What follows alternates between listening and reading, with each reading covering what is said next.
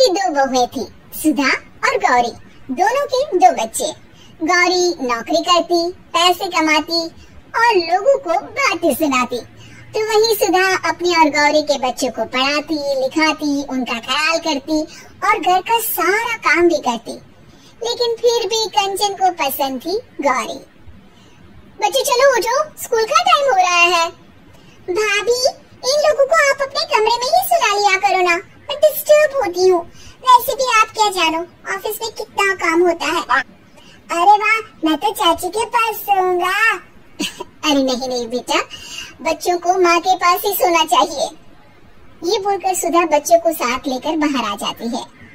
अरे सुधा, क्या रोज रोज गौरी के कमरे में चली जाती है? पता है ना वो नौकरी करती है, थक जाती है बेचारी। तो क्या माँ बच्चे स्कूल नहीं जाएंगे?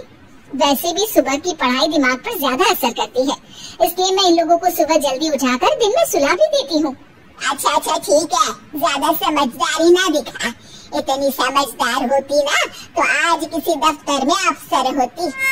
तभी सुधा के ससुर बोल पड़ते हैं, है तो अफसर, मेरे घर के लक्ष्मी और अफसर सब मेरी सुधा बिटिया ही है। अरे चुप रहो जी, मती मारी गई थी, बोल रही थी कि दोनों बहुएं कमाओ आनी चाहिए, लेकिन आप तो माने ही नहीं, मती मारी गई थी आपकी।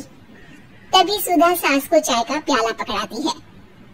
अगर ये भी दफ्तर जाती ना तो कौन हमारी इस उम्र में सेवा करता, सोचा है कभी? सुधा का ज्यादा ध्यान बच्चों पर होता। देखो बेटा, रट्टा करके पढ़ाई नहीं होती, गणित समझने का विषय है, मैं बताती हूँ। और वो चारों बच्चों को अच्छे से पढ़ाती। अरे भाभी, ये लीजिए चेक, स्कूल की फीस आज जमा कर देना, मैसेज आया था। तभी सुधा का पति भी वहाँ आ जाता है। सुधा, आज रात को तैयार है ना, हम फिल्म देखने चलेंगे, रात का खाना भी बाहर खा लेंगे। नहीं जी, कल राजू की परीक्षा है, मैं नहीं जा सकती। अरे राजू की परीक्षा है तो गौरी है ना, पढ़ाए अपने बच्चों को, तुम्हारी भी तो अपनी जिंदगी है ना। अरे कैसे बोल रहे हैं आप, क्यों गौरी पढ़ाए? आपको तो पता है कि वो सिर्फ मेरे समझाने से ही समझता है। पति वहाँ से चला जाता है। धीरे धीरे बच्चे बड़े होते जाते हैं। एक दिन गौरी और गौरी का पति, भैया मैं और गौरी कुछ दिनों के लिए बाहर जा रहे हैं, घर में रह रहकर उब गए हैं, कुछ दिनों की छुट्टी है, सोचा मन बदल जाएगा। अरे तुम लोग तो रोज बाहर जाते हो, घूमते हो, कभी सुधा को भी लेकर जाओ, वो भी तो घर में रह रहकर उब गई होगी, थोड़ा चेंज मिल जाएगा उसे। कैसी बात कर रहे हैं पिताजी, ये जो घर चल रहा है वो हम लोगों के बाहर जाने से ही चल रहा है। और हाँ, हमने कभी मना नहीं किया कि भाभी बाहर ना जाए। अरे बाबूजी कहाँ, समय ही कहाँ है, बच्चे छोटे थे तब तो सोच भी सकती थी, अब तो बड़े हो गए हैं, जिम्मेदारियां भी बढ़ गई है, मैं नहीं जा सकती। अरे रहने दो सुधा, बच्चे छोटे थे तब भी तुम कहाँ निकलती थी। तभी सुधा की बेटी आ जाती है। माँ, आपके लिए खुशखबरी है, मैंने डॉक्टरी की परीक्षा पास कर ली है, अब आपकी बेटी जल्दी डॉक्टर बन जाएगी। ओह, मैं कितना खुश नसीब हूँ, मैं एक डॉक्टर का पिता कहलाऊंगा। और मैं डॉक्टर का चाचा। अरे आज तो अपने राजू की इंजीनियरिंग का रिजल्ट भी आने वाला था ना? आज नहीं कल है गौरी, और उसके लिए कल तुम लोगों को कॉलेज भी बुलाया है। ओह कल तो मेरी मीटिंग है, मैं नहीं जा सकती, और मेरी भी एक जरूरी इंटरव्यू है, मैं नहीं जा पाऊंगा। तभी वहाँ राजू आ जाता है। चाची कल की तैयारी है ना, कल आपको और दादू को मेरे कॉलेज आना है। अरे मुझे क्यों बेटा? क्योंकि दादू एक सरप्राइज है आपके लिए। क्यों, फेल हो गया है क्या भाई तू? अरे चुप कर, मेरा राजू तो तुझसे भी अच्छे नंबर लाएगा।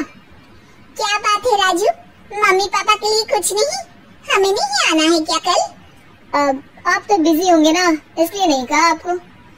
गौरी को बुरा लगता है। अब नहीं, मैं तो फ्री हूँ। हाँ, मैं भी कल आ जाएंगे हम सब तुम्हारे कॉलेज में। अगले दिन कॉलेज के कार्यक्रम में स्टेज से प्रिंसिपल कहते हैं, और हमारे कॉलेज में आउटस्टैंडिंग परफॉर्मेंस से इंजीनियरिंग की परीक्षा सबसे अच्छे नंबरों से पास की राजू ने।